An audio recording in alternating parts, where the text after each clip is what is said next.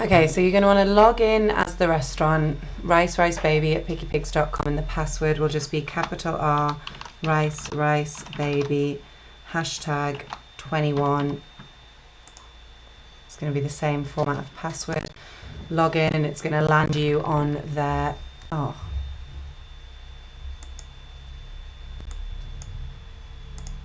Is that now not working? Ricebaby at, Pickly Pigs, there we go. Pickypigs.com, and it's going to land you on their settings so that we can just get everything in straight away. So first of all, you want to upload a cover, which needs to be 1660 by 300.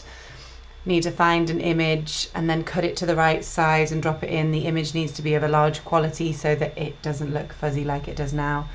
And then just have a logo pre-saved in your downloads, pictures ready to drop in there. And they're just the first things that we'll do.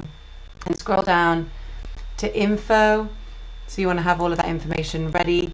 So you might just want to get a phone number, add the location, the email, and a mobile number. This is for their contact, not the information that's going to be shown on the front side of the website. So for now, we can actually just leave that because we don't need that just yet. So let's just cancel and come out of that.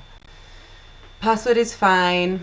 Add address, we want to add in the address. So if we go to edit, and if you just have that open up somewhere you can get the actual location. If we type in ricebaby,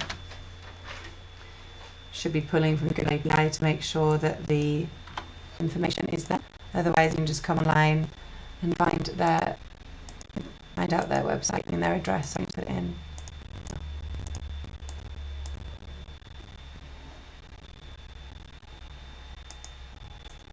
I'm not sure if the API is linking to the locations. Steph? What? I don't think the API is linking to the address. In a map? Mm-hmm. Yeah, I don't think that one's the one at the moment. Okay. Okay, so you would then type in the location here, the address, where they are, turn on add map location, turn on share location option, and turn on get direction option. Obviously, once the API is turned on, then this will link, and that information you can just get from Google. So then just save that. We'll cancel for now because we haven't got any information on there, and then just scroll down a bit further. And so then coming into here, you're then going to restaurant details. So we're going to go to edit, and we're just going to open up when the restaurant is actually open. So again, you can just go onto the website, and if we just search into ricebaby, we'll go to all. This is what you would do for each restaurant. It's going to give you the opening times onto Google. Just to give it a little drop down. So it's from 11 AM to 11 PM every day. They might not serve food from that time, so we'd have to change the time on the menus, but that's fine. So we can go back to the app. We're going to set all of them. It's open every day from 11:30 till 11 PM. Great. And then we just want to copy that time all the way down. So you can just copy and paste that all the way down.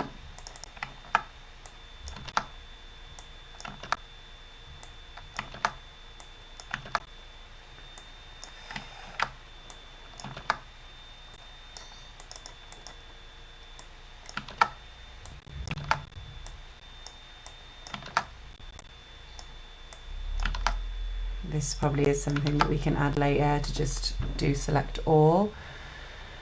When you're setting up just one generic time, that's all good.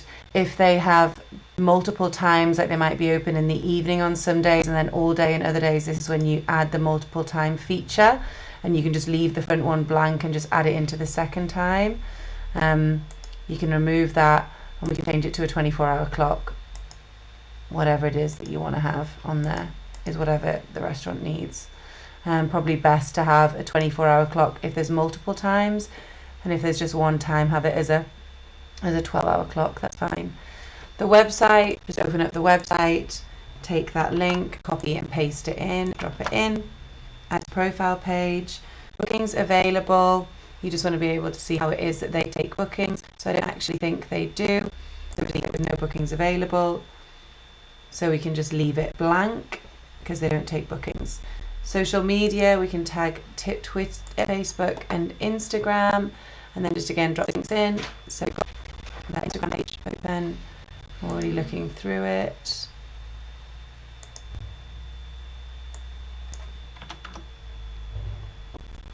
So take that link, copy it and drop it into the Instagram, add it to the Facebook, take that link, copy it in and add it. And add. If you wanted to add extra ones, you can just add them in and then press add.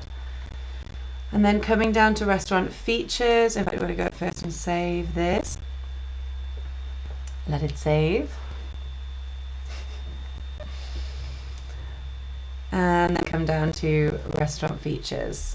So we want to go to edit and just know how much it is. Average spend per head. They accept cash. Card is accepted, inclusive of any taxes.